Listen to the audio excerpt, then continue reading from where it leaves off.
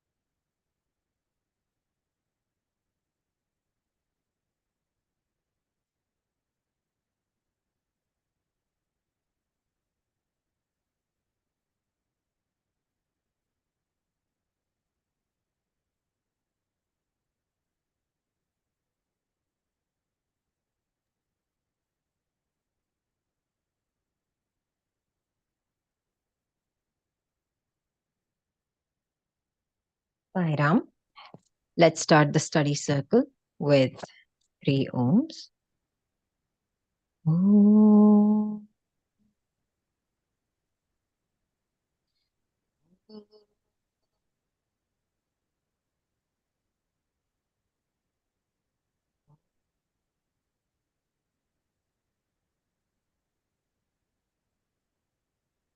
Dear Swami, we are so grateful to be able to meet here together in your presence today. While we are here together studying your word in your Bhagavata Vahini, we ask that you open our ears and hearts to whatever it is you want us to learn.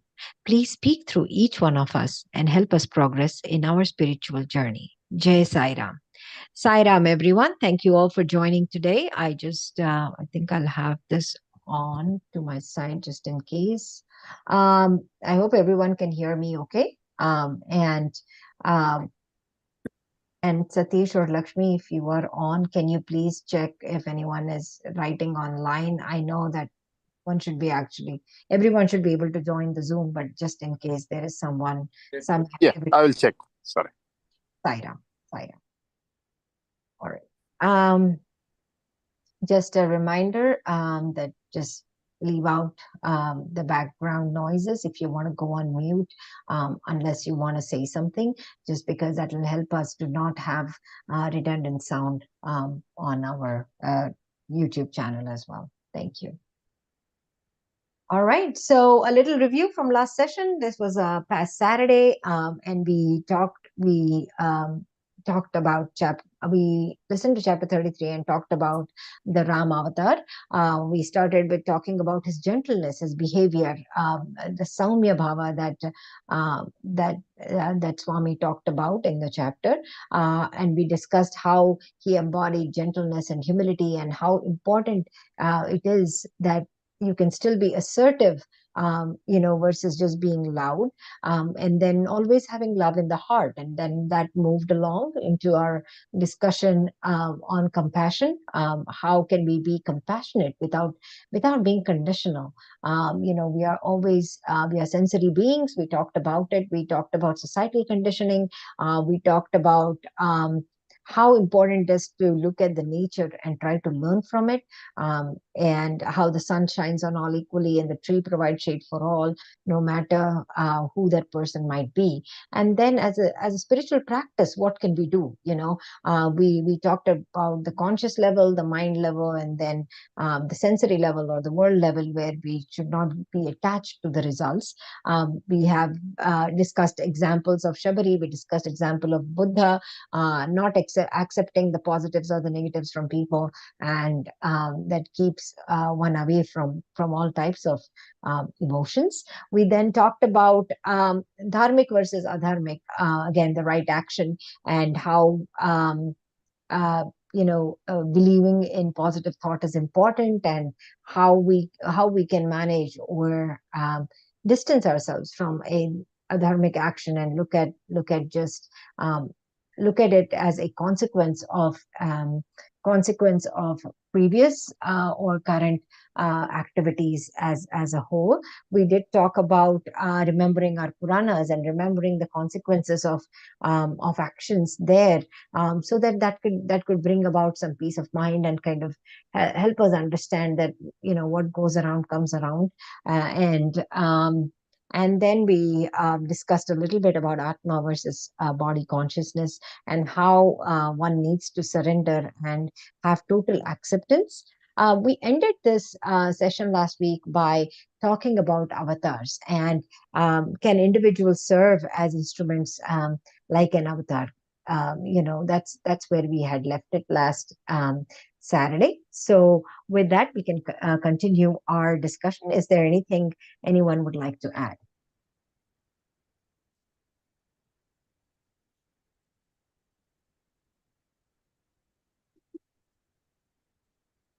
Okay. Uh, s- Let me. So I actually thought. Um, I thought that we were talking about avatars, and does anyone want to say anything? I kind of just want to make sure that I trying to make sure that I have everything set here. So anyway, as I was just trying to, I thought we should discuss Avatar and how what Swami actually said. Because the last question that we were talking about is, can we as individuals, reach to that stage of an avatar? And I thought, can we serve as instruments of restoring dharma? And I think I mean, I've been listening to multiple things, but basically, I wanted to go back and listen to what Swami has said, or at least talk about, discuss his message, and then end with a little video on his avatarhood, and his specific reason for his for him spending so many years and years, in fact, on this earth. So again, I will now start okay. Before I go into the discourse, is there anything anyone would like to add? I thought somebody was trying to go was going to unmute, so I'm just asking here. Okay. All right. So I'm going to read this discourse and then we'll discuss. Swami says, we have attained human birth. There is nothing greater than this. Jantunam Narajanma Durlabham. Out of all the living beings, the human birth is the rarest. You are born and brought up in society. Then why do you not work for the welfare of the society? All the wealth that you have earned has come from society. You should show your gratitude to society. The world is facing problems because man does not show gratitude to society. You should never neglect society. Society's well being is your well being too. But is anybody looking for the welfare of society? No, it is selfishness all around. Give up selfishness and work for the welfare of society. The world will enjoy peace and security only when you serve society and have devotion towards God. If you want that peace, if you want that peace should reign in the world, then you should first develop peace in yourself. Where is peace? It comes only from our heart. Our heart is the source of peace, truth, righteousness, and love. You have forgotten the heart and you are searching for peace in the external world. You don't get peace in the bazaar. You get only pieces. Peace is only in your heart. Fill your heart with love. Whatever you do it with total love. But now, wherever you go, there is only selfishness. Man has lost purity as his mind is polluted. The food you eat is impure. The air you breathe is impure. Everything is impure. Then how can you escape disease? If you do not want disease, eat pure food, breathe pure air, drink pure water, and be pure. But wherever one looks around, there is only impurity. When you are surrounded by impurity, how can you get purity? When purity manifests from within, you can experience its reflection, reaction, and resound in the external world. First and foremost, you have to infuse purity in society. To whomsoever you speak, speak softly, not with hatred, anger, and jealousy. First, you have to learn this. You cannot always oblige, but you can always speak obligingly. Speak with love. From head to foot, man is filled with anger today. He has become like an animal. Even an animal is better than man. An animal has a reason and season. Today, man has no reason and no season. If you behave in this manner, how can you call yourself a human? To call yourself a human, first and foremost, show humanness in action. Just because you have a human body, you cannot call yourself a human. The human body will have value only when you cultivate human values, namely Satya, truth, Dharma, righteousness, Shanti, peace, Prema, love, and Ahimsa, non-violence. Of what use is human birth if human values are absent? First, demonstrate humanness. Develop love. By doing so, all will become your friends. What kind of friends? Those who are full of love. Your real friend is only God. God is only personified. He is full of love. Purnamada, Purnamidam, Purnat, Mudachyate, Purnasya Purnamadaya, Purnameva Avashishyate. That is full. This is full. When full is taken out of the full, what remains again? Full is full. God is the embodiment of love. If you want God, you should have total love for God. You should not love God for material benefits. Love Him for the sake of love. Only then can you attain Him. Sairam. This is Swami's quote, and I'm sorry I kind of messed up on the Purnamada. Um, uh, but basically, I thought this is something that we should dwell upon because this is where Swami is talking about what is being human. So, to the question of can we actually have or exhibit dharmic qualities in this, what kind of qualities or what kind of um, image can we portray to show are we part of an avatar? I think somehow I felt this kind of brings it all together. So with that, I have a few discussion questions. Does anyone have anything to add?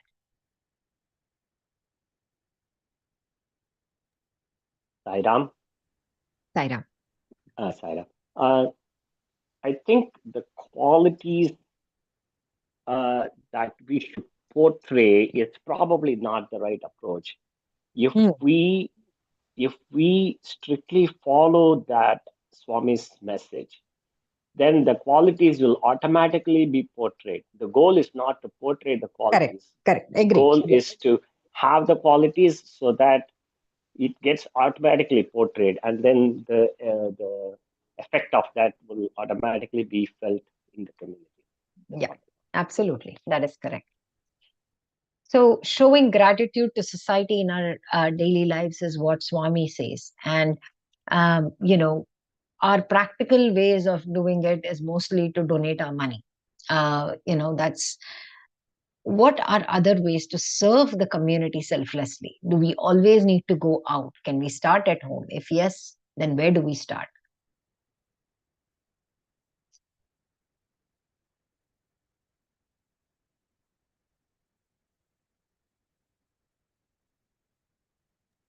Saira.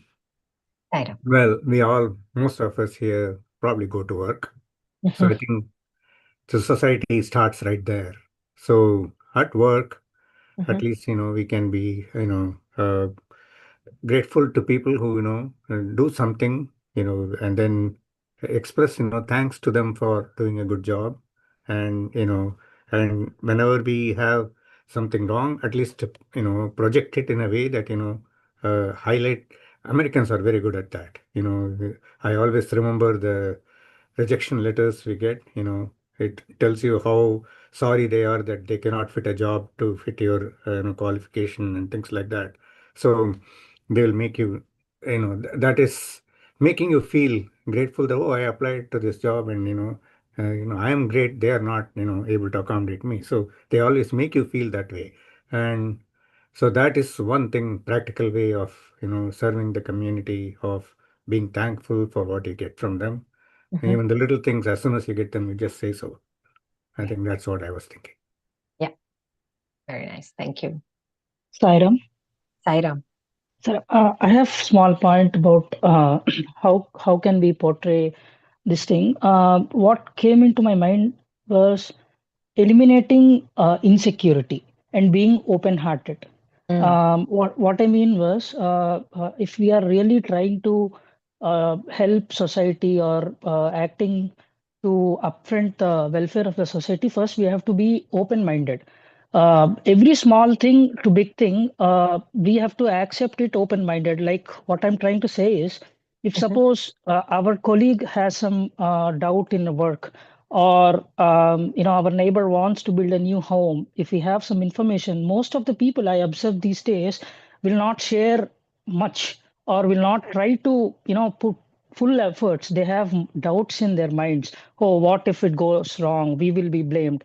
What if he's not telling the truth? So the heart is somewhat closed with doubts, ego, or some other insecure feeling.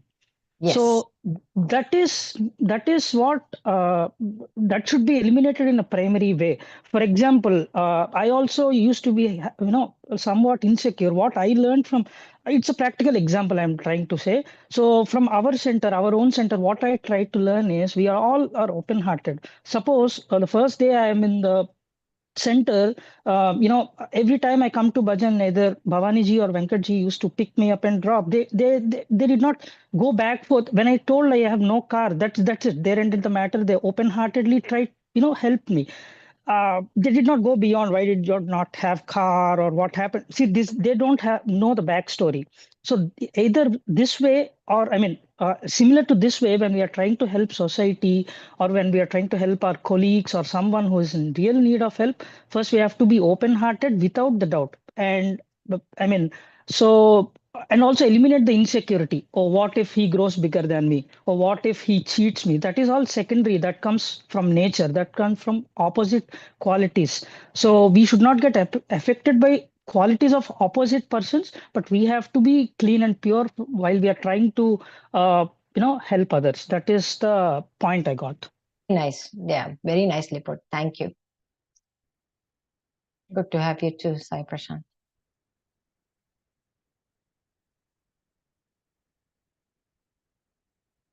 So, so what does it mean then to be human? I mean, Swami says we have to, Jantunam Narajanma Durlabham means out of all living beings, human birth is the rarest, and we are supposed to realize God and do great things. At least that is where he's talking about, starting with peace, starting with purity, uh, you know starting with ourselves. So how do you demonstrate humanness on a daily basis? I mean, it's one thing that you have all your emotions in check, early morning when you wake up, maybe when you do your prayers, when you do, but when through the day, what is your go to kind of bring it back, bring back that? How many times in a day do you actually think about it?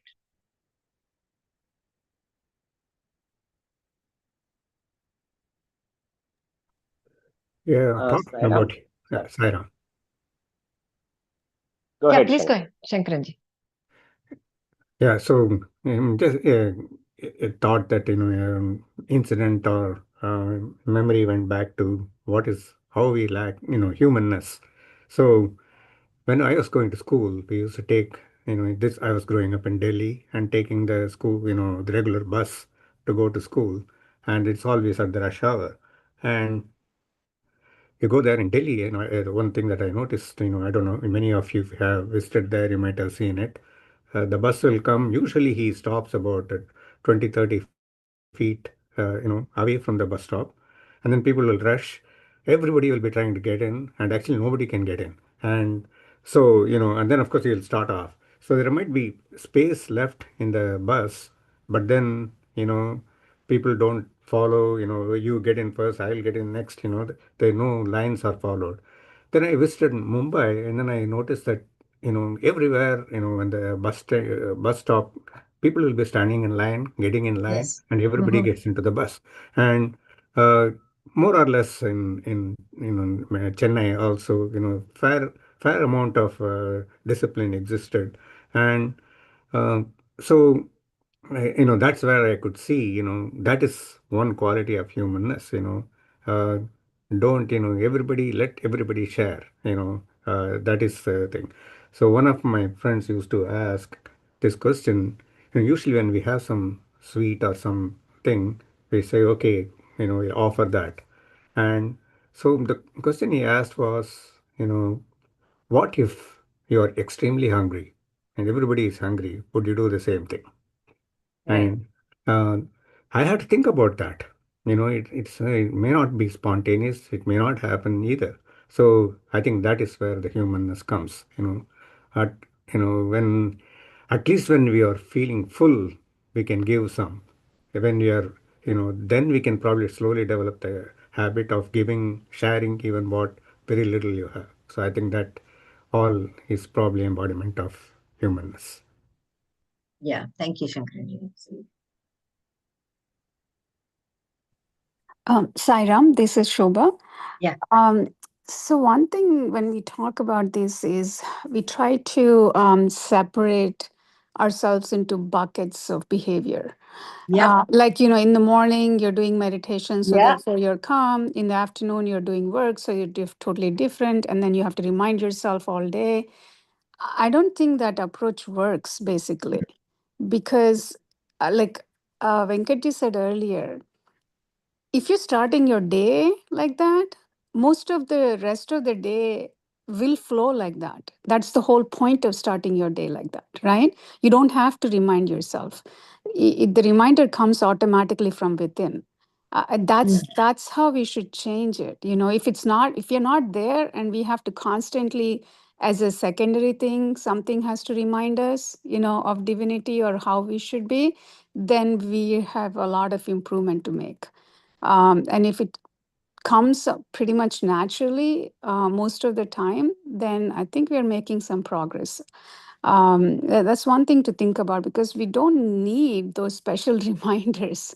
It should be how we are going to be, right? That's the whole point of all these practices and changing our thought processes. I'm not saying we're all like perfect every time, but that's where we should try to be. I mean, does make sense? Yeah, yeah. I mean, try to be how close can we get to that is where we can go with it. There are some days that go through very peacefully. We don't um you know, it, no matter what, there are always challenges that will take you away from that. That's all that I'm it's how much your mind is in control. I guess that's where we are um Yeah, the more we do it's this, I feel like the more easier it gets compared to, I mean, from my own experience, I can say that. And I think a lot of us, as we're getting older, feel that we've all changed for the better. Because I hear this, everyone saying it. I have changed a lot. I've changed a lot. And everyone feels like we've changed for the better, which is great, yeah, honestly. If that's what it is, it's wonderful.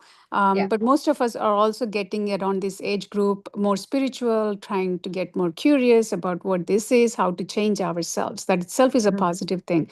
So as that keeps going on, that'll just transform your whole personality anyway.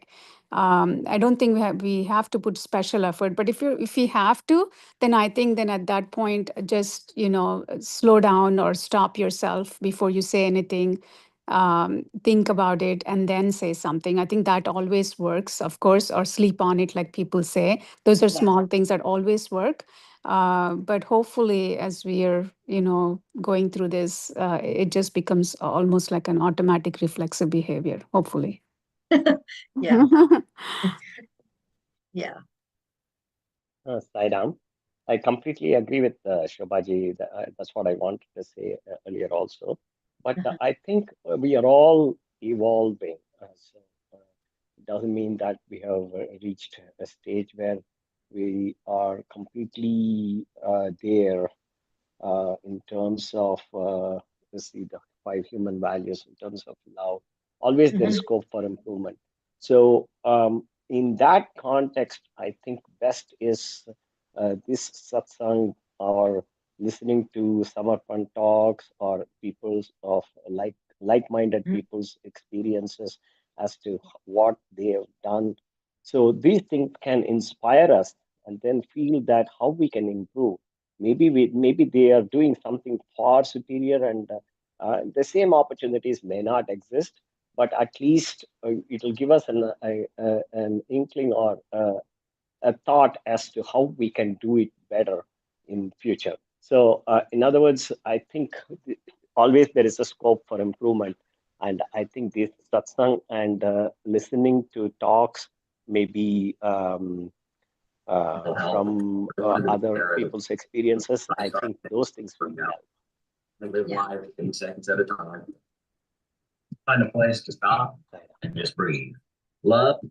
Oh, yeah. Thank you, Venkaji. I know just someone had unmuted by mistake. So, Sairam. yes, Saira. See, what I see, life is all about going beyond. Swami says you have to go beyond. I mean, everybody does the routine things, right? And, if you do things beyond selflessly, I mean, everybody's doing selfless seva everywhere in all platforms. Like, for example, Amit is doing whatever he does beyond expecting something, selfless, true selfless service. Satish does the same, Venkatji does the same. Everybody is tuned to do the way they can do it, or they can offer to the humanity in some way or the other. In my case, I have been dealing with students for 30 plus years now, and what I've seen is the students, what they expect from their teachers is to look for them, to let them succeed in whatever they do and go beyond. Many of the faculty don't care about them.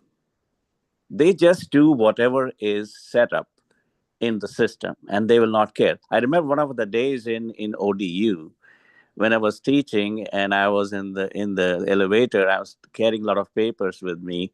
And one of my colleagues said, Dr. Chandra, what is this? You taking a lot of papers. So I said, this is just for the makeup of some of the students who missed their testings. So they laughed at me and said, why do you do all these things? Not required. Mhm. So I said, okay, this is my way of doing it.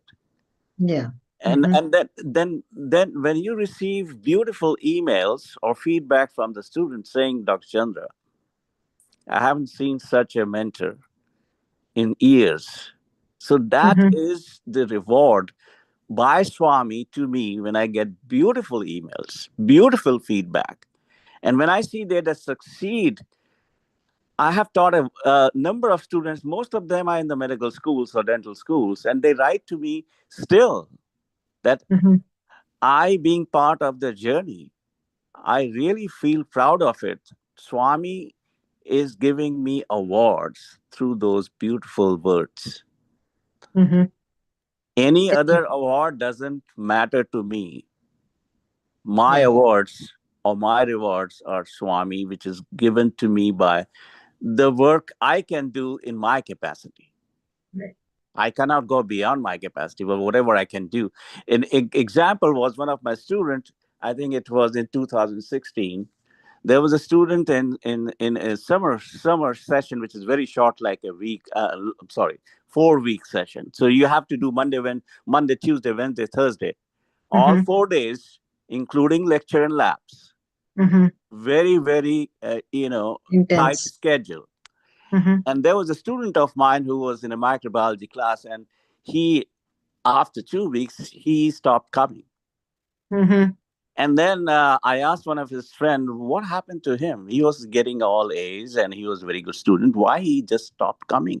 So he Mm-hmm. said that doctor that he had a accident on way, and Oh, he has broken her C1 and C2, and he's on a braces, and he cannot move his head here and there. So he decided to drop out. yeah. Now, for me, it is okay. My job is done. I'll be grading, and everything will be done at the end of the session Mm-hmm. as required. But then I thought, can I help him, because he did 2 weeks so nicely? And Mm-hmm. if I could help him at this point, he can get into the medical school the very next session. Otherwise, he has to wait for another cycle. Mm-hmm. And that's what I tried to do. I maintained my testing for him, working hard to document all the questions together, and then I had set up a monitored exams for him at home.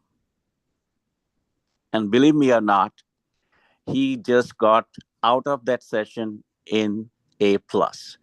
And Wow. now that student in the medical school, I'm so happy with that work. And then his mother came to my office saying, Dr. Chandra, you are beyond. I mean, these kind of things, when you get as a reward by Swami, are my rewards.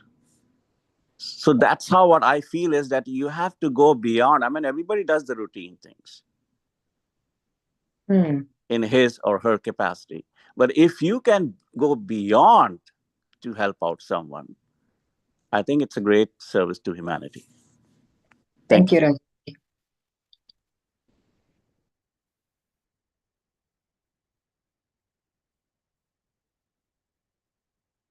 Okay. Let me. Oh. Yes. All right. So when Swami is talking of love, he's obviously talking of love God not for material benefits, but for the sake of love itself. I think that our society, our um, generally trains us the opposite way, and to have this mindset shift. I call it mindset shift. I mean, maybe there's a better word, but how can this shift happen? First thing, and how can this help in our spiritual connection? Because at least this is how I grew up, every time you do something, it's always like God is waiting to punish you versus love you. So it's and to have um to actually pray with no material benefit, or you know or just pray, is that something we can achieve? And if we can, how can we achieve it? What is your practice if you're doing it, if you don't mind sharing that? Right on. Saida. The other day, I think yesterday, I was reading a news article in India where a person had fallen from the first floor, first story or something, fallen onto the ground on Mm-hmm. the road. And there are people walking just beside that person, not helping, just Right. going about doing their work Yeah. without even caring for that person who had fallen down. Yeah. So, why is that happening? Why is that? Everybody has got work. Everybody has to go be there, be somewhere at that time. So can't we just attend to a fellow human being who is suffering? See, this is what I think our society is trained us to just focus on our work, what we call our work, and then focus on the time that we have to be and do our work, not worried about this thing that has. that we see. See, this has happened in India, but I think pretty much in this country, may probably we will call 911 and they will attend to immediately. But even then, see, we have become very, very selfish.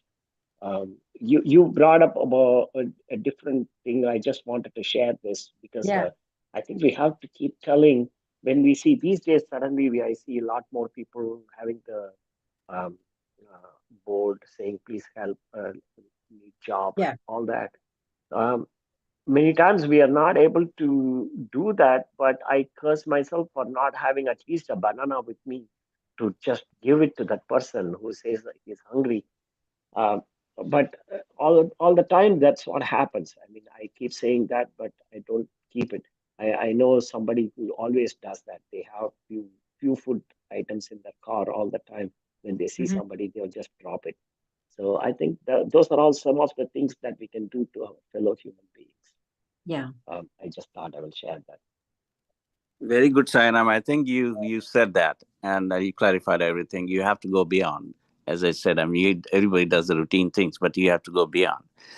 The other thing is, Bhavani, you rightly said there should be no material gain expectations for any kind of service you do, and that is where the selfless service comes into play. You're not gaining anything to do anything with anything for anybody.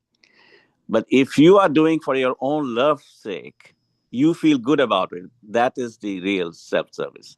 Thanks, Anna. Yeah. So when we actually, that's why I was going back, because we all do some things at some point, and it's a feel good moment, and that is great. I mean, there's nothing wrong with it.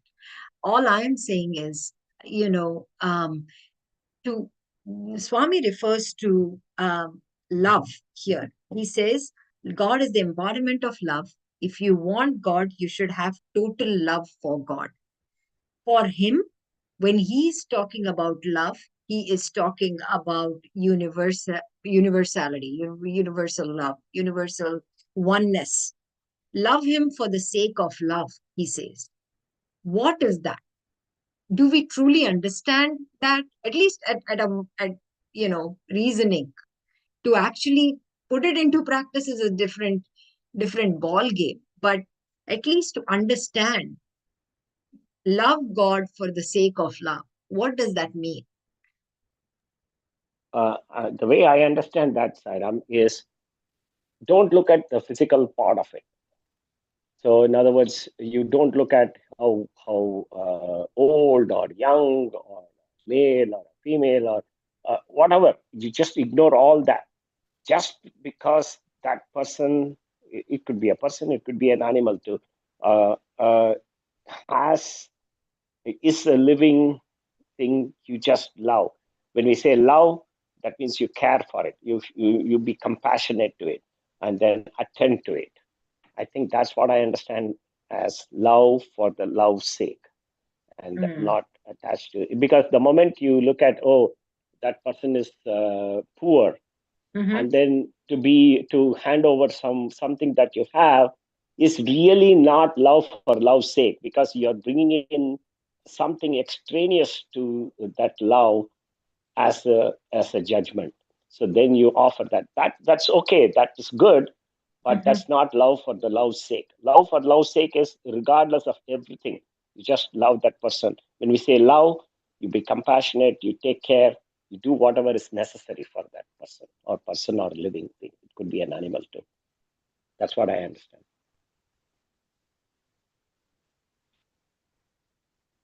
Yeah. Thank you, Venkaji.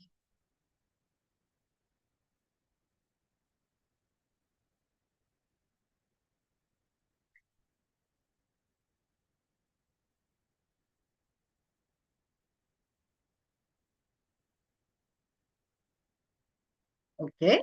I see a lot of silence. So, so we can move along.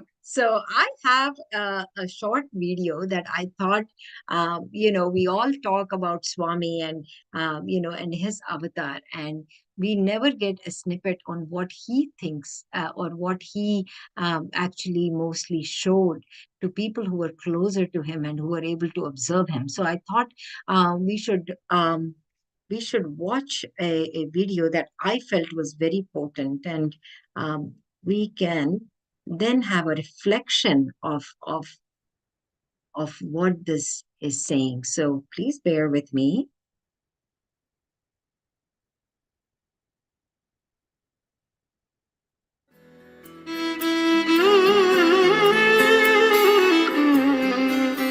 It's a very powerful lesson that that I saw one day in this evening with Baba being alone. So we are sitting at his feet, two of us, and for some reason that evening Baba said, he didn't encourage any visitors.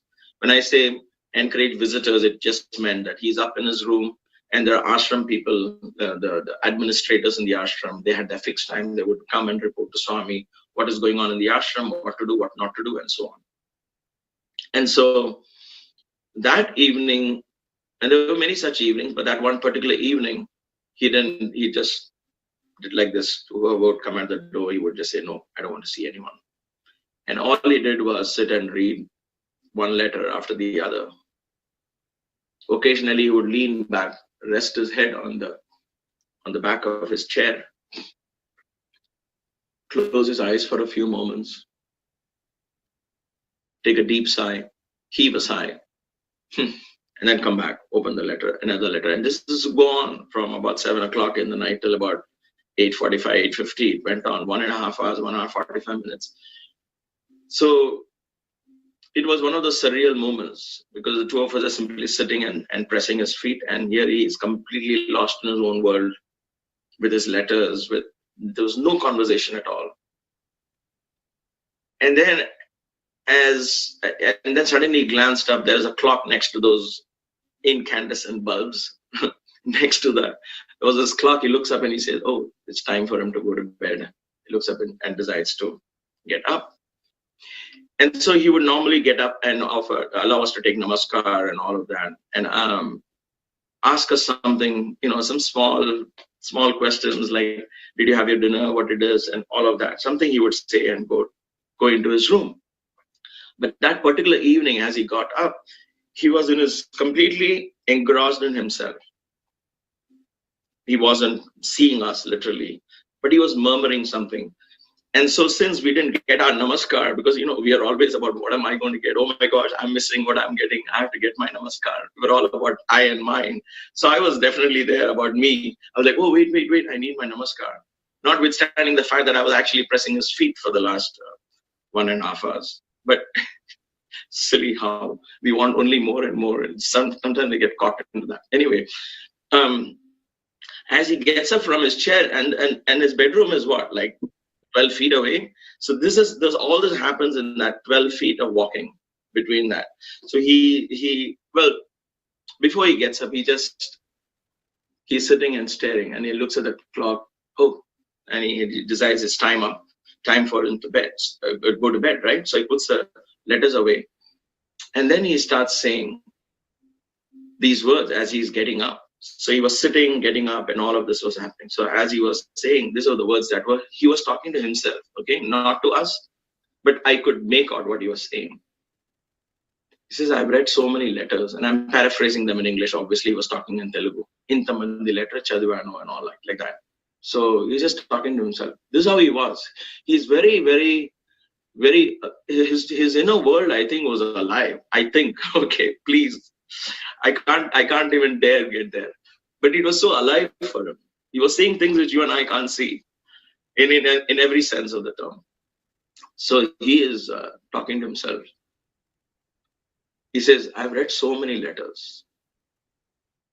Some people who don't have jobs want jobs. Then they have problems with jobs. Some others have problems with their jobs. Some people don't have children. They want children. Some people have problems with their children. So he just goes a couple of them like this. Everybody wants something. Korikulu. Korikulu is a word. Korikulu in Telugu doesn't mean desires. I think we wrongly translate that, and we mess that up in our understanding of what desires are. And I don't know if we'll ever get a chance to visit that part. But Korikulu here, which Swami would say, is actually translated rightly, in my opinion, is craving. There is craving. Okay. If I want a glass of warm milk, it's a desire to drink milk. The desire to drink milk is not bad, but the craving, the wanting is what keeps this away rather than manifest in my life. So think about that. Anyway, so he said, Intamandi andarku korikulu. Everybody has this craving, this wanting, this lack of something in life, correct? So we are focused more on the want than the fulfillment of what it is. Anyway, something for you to think about. These are the words that came. So for me, I pay attention to every word that comes out of Swami's mouth. And so this was one word that really caught my attention ever since. Andarku korikulu. Everybody is craving for something. Everybody wants something. And then then suddenly there was this human element. That was so beautiful. He said, I have read so many letters. I never got one that said, thank you.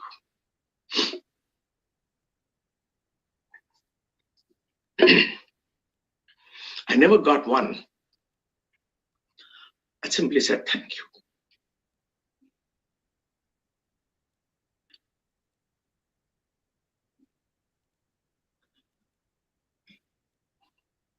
And he gets up and he starts walking towards his bedroom. So this was this a weak moment in the avatar? I don't know, because we are very quickly saying, oh, he is God, he does all this, he waves his hand and makes things happen. That part of it I saw very little. This is the part I saw. This is the part that touches me most. This is the part that wants my heart to believe he is divine. And I allow that belief to happen, because that's what it is. In my innermost space, I see this beauty there. And so he says, I read so much, I didn't get a thank you. And then he gets up and starts walking. And then he's continuing to murmur now. So we are kneeling, and I'm thinking, where's my namaskar? So we are kneeling, and on our knees, we are crawling next to him as he's walking those 10 steps or so. And he's looking down, shaking his head, and he's talking to himself. He says, I have come and I've come in my plane has landed, and I'm standing on the edge of my plane, and I'm calling people to come into my plane, but you are all, now he's saying you are all, Meerandaru, talking to himself, but as he's talking to some people, he says you are all sitting there doing projects and bhajans and aartilu chestunaru, bhajanalu chestunaru, projectlu chestunaru, meaning, but you are doing bhajans and aartis and projects, and nobody comes into my plane. And then just before he goes in, he says, and of course we were quick to touch his feet because he was not really pausing to give us a namaskar. And so as he's leaving, he says, when I leave, I won't even have 5 people in my plane. That's it. So imagine evenings or moments like these that are so vivid.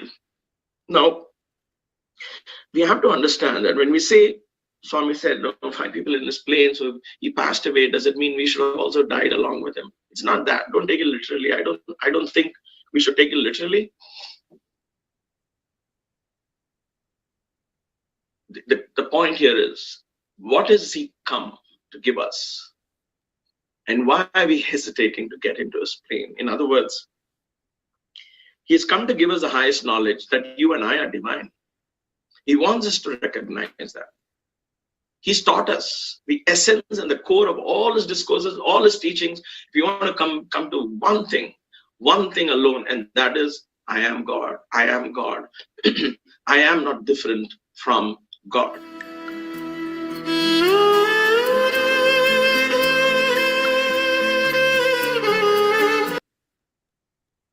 okay, Sairam. I felt this was a message that everyone needs to hear it over and over again. I think we don't reflect on making a change, and I think someone, since we are all sitting here believing in him and trusting him, what is that one insight for you from this discussion, from this video, from what Brother Sundar said?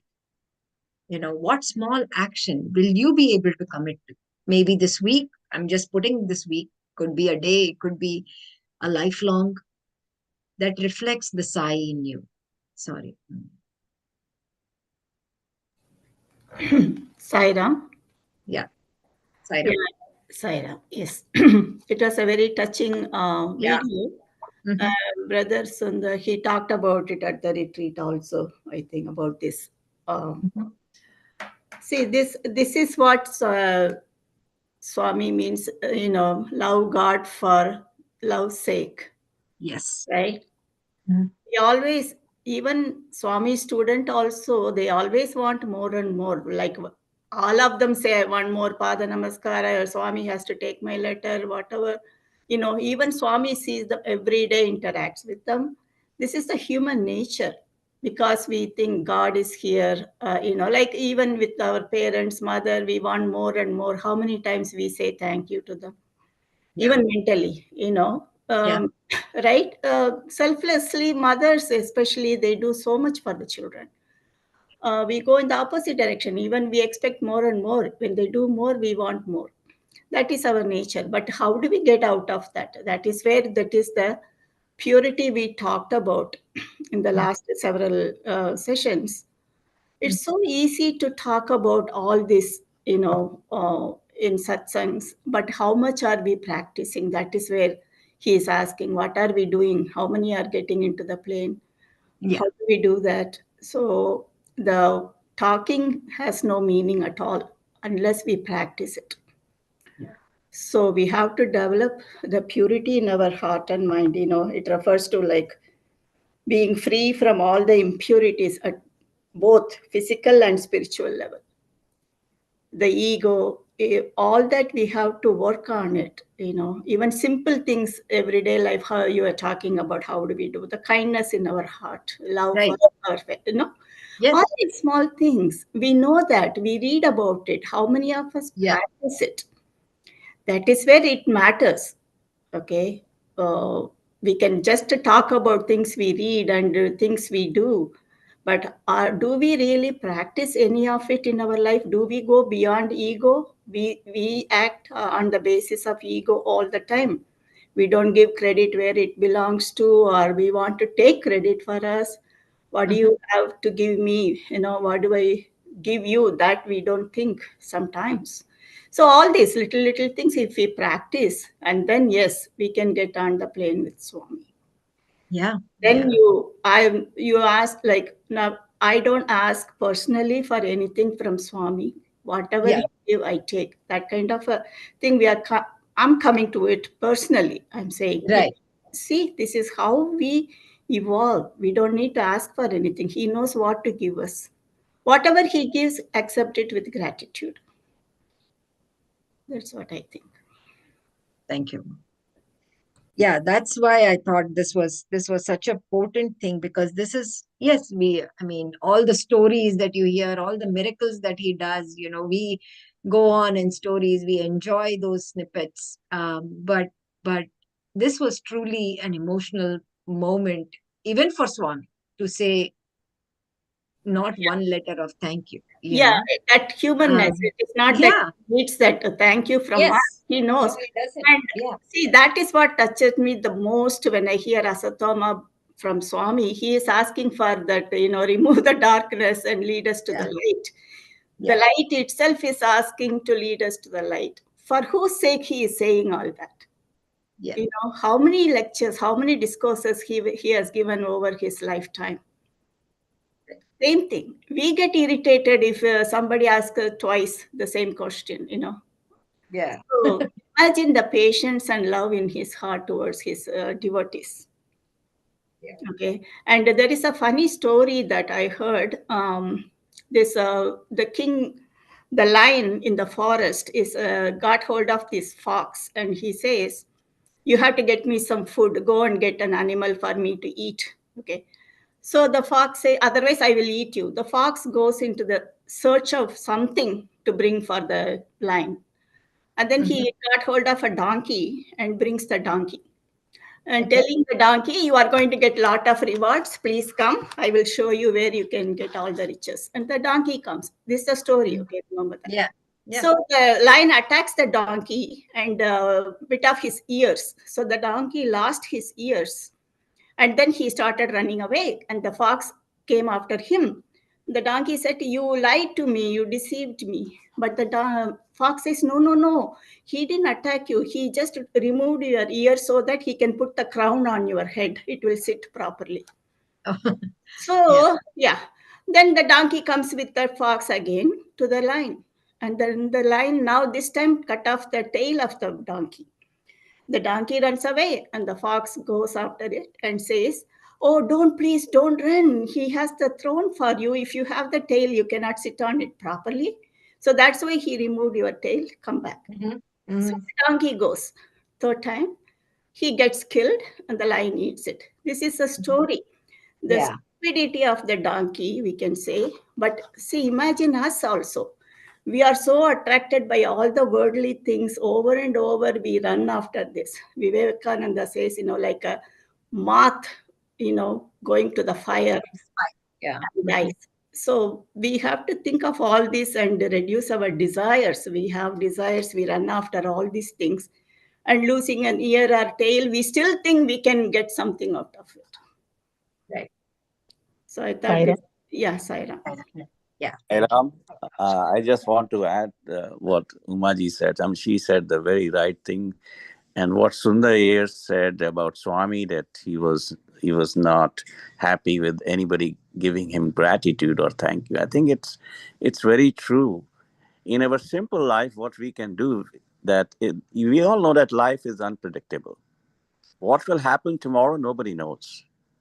So the simple things we can do is when we get up, we can just thank Lord or Swami, that thank you, Swami, to letting me wake up alive.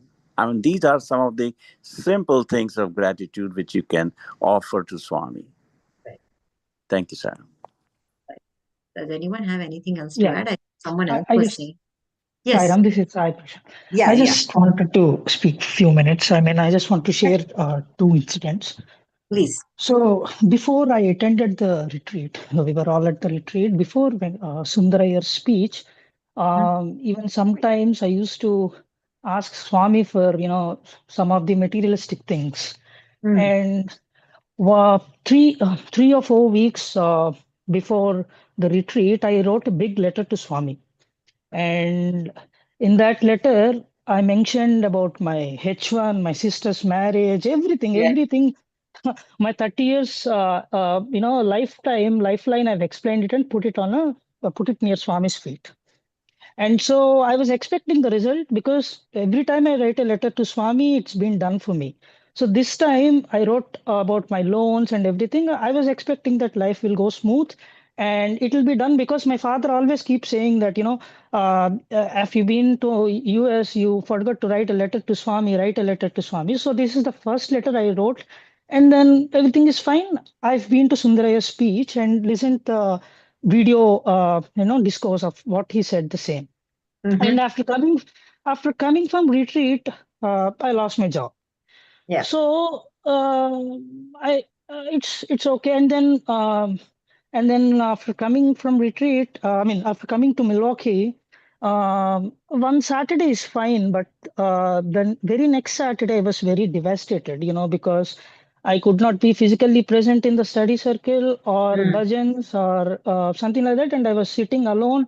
And my friends asked me to go out, but I did not go with them. I was sitting and I was again crying in front of Swami, because I wrote a letter, and until I wrote a letter, it was fine, Swami. The moment I wrote a letter and put it at your feet, you've made everything in a reverse way. This is nothing I expected, because what did I do wrong, and such kind of things I spoke to Swami. And one more biggest change I expected was, and this is true, what I'm saying is, when I'm in Virginia Beach house, at least for 2 months, twice in 2 months or 3 months, Swami would come into my dreams, asking about my health or something like that. He used to show some, lovely dreams and stuff. And after coming to Milwaukee, there is no such thing, no sight of positiveness from Swami to me. And I don't know, I didn't understand what to do.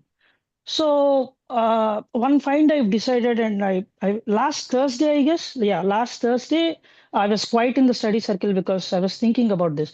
So I went to Swami and I said, Swami, done is done. I mean, you know everything, right? You always wanted to be in your time or your plane. That whatever you gave me, you gave me. You called me in Virginia Beach, I came to you. The main sadness I went through was, I tried to search for Sai Center here. I mailed them, no one responded me. The phone number is not working. The place, I don't know where to go. So it was a big worry for me. So I thought, Swami, you called me, akkadiki pilichavu and then pampinchesavu. That's what I told to Swami. You called me and you let me go. How could you leave me? I can't see you here. And then finally I told to Swami, Swami, I will surrender. What you're doing with my job, my life, if I will never, I mean, I will never pray for materialistic things, but you let go of everything. You take my money, you take everything, but please be with me, Swami. This is what I prayed to Swami that day. And the 2 days later or sometime, I got again, Swami came into my dream, and I was sitting in bhajans in Sai Kulwan. Swami was in white robe. I was sitting near Swami's feet. I was in a close movement. So I still remember the bhajans were being, ending at the ending point. Swami was about to wake up from his chair and go to his room. And I asked Swami, Swami, chayi pattukona. I mean, I asked him, Swami, can I hold your hand and take you to Yajur Mandir? Swami said, నీవు కాదు నువ్వు పోయి వెంకటయ్యర్ని peel. Not you go from my side, call Venkat. So I was very sad. I woke up from the dream and I was very, I mean, I'm sad in the sense, it's not that Swami did not want me or wanted Venkat sir, but the point is, all this were going through my mind, and I thought Swami was not wanting me to hold his hand. Right. So then again I thought, and again I went to Swami, and Swami, then I remembered the video of what Venkatayar spoke. Okay, Swami, this is all because you let me go of Virginia Beach, and I, spoke with you about you letting go of that. So instead, thank you for giving me a job in Milwaukee. That's what I told to Swami. Instead, I thanked Swami. Swami, anything happened between you and I, let it be as a thank you. Be with me, I'll be with you. That is the simple word I told him. And since then, I mean, I was waiting for his answer. So that's what I made up my mind to thank Swami, and I started following that. In this whole story, the reason I wanted to say is, I surrendered to Swami. So when I feel that I surrendered to Swami in materialistic way and spiritual way, surrenderance is the boarding pass. So when we want to be in Swami's plane, surrenderance to him is the boarding pass. Next is next. That's what I wanted to share. Yeah, very nice. Thank you for sharing. I think we are at the end of the session today. We are a little over, so we can end. I wanted to send this out as a reflection practice because now we are almost at the last 20 sessions. So we'll talk about this more on Saturday. With that, let's end with Om and Three Shantis. Thank you all for joining today. Om Shanti Shanti Shanti. Sai Ram, everyone. Sai Ram. Sai Ram. Sai Ram. Sai Ram.